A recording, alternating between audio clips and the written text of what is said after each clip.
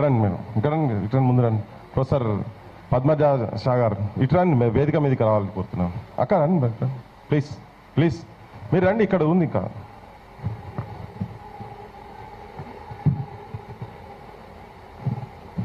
Round టేబుల్కి ఉద్యమ అభినందనలు. మిత్రులారా, మన దేశమే లౌకిక ప్రజాస్వామిక దేశం. ప్రజాస్వామ్యం అంటే మాట్లాడే స్వేచ్ఛ ఉండాలి, ప్రశ్నించే స్వేచ్ఛ ఉండాలి, అవసరమైతే ఎదురు తిరిగే స్వేచ్ఛ కూడా ఉండాలి. అది మనము మన రాజ్యాంగంలో కూడా పొందుపరుచుకున్నటువంటి పరిస్థితి ఉన్నది.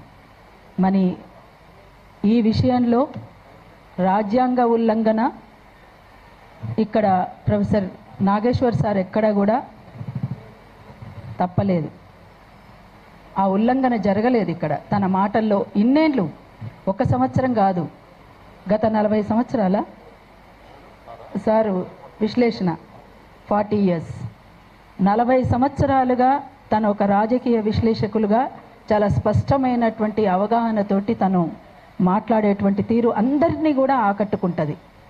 మరి వాళ్ళ కొత్తగా మిమ్మల్ని ఎందుకు ఆకట్టుకోలేకపోయింది అంటే ఒక ఫ్రస్ట్రేషన్, మీ దగ్గర సమాధానం లేదు కనుక ఆ ఫ్రస్ట్రేషన్లో నాగేశ్వర్ సార్ పైన చేస్తున్నటువంటి దాడి అని చాలా స్పష్టంగా అనుకోవచ్చు.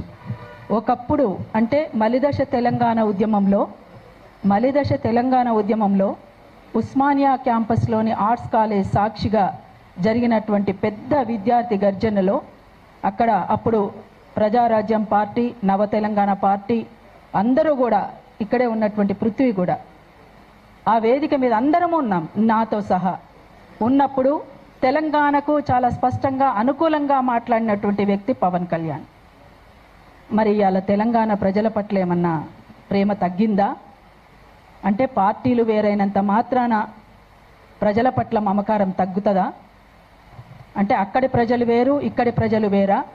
ప్రజలు ఎక్కడున్నా ప్రజలే, పెట్టుబడిదారులు ఎక్కడున్నా పెట్టుబడిదారులే. అందుకని ఇవాళ తెలంగాణలో ఇంకా ఆంధ్ర పెట్టుబడిదారుల యొక్క పెత్తనం కొనసాగుతున్నటువంటి మాట వాస్తవం.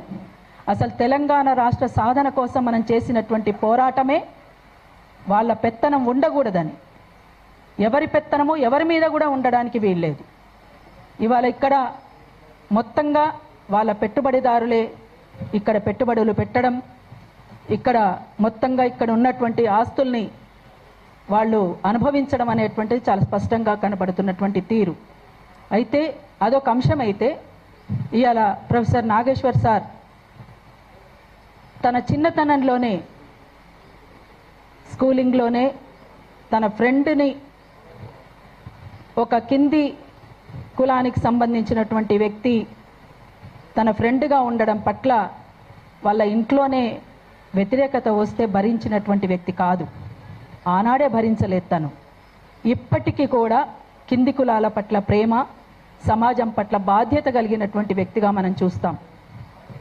మరి మీకు కొత్తగా ఎందుకు నాగేశ్వర్ సార్ విషయంలో ఏ కోణం కనిపించిందని తన మీద దాడి చేయడము, తనను అరెస్ట్ చేయాలనుకోవడము, నోరు మూసుకో అని మాట్లాడడము, ఇవాళ ఇంత ఇబ్బందికరంగా ఒక ప్రొఫెసర్ పట్ల ఎందుకు ఈ రకంగా మీరు చేస్తున్నారు అనేటువంటిది ఒక పెద్ద ప్రశ్న.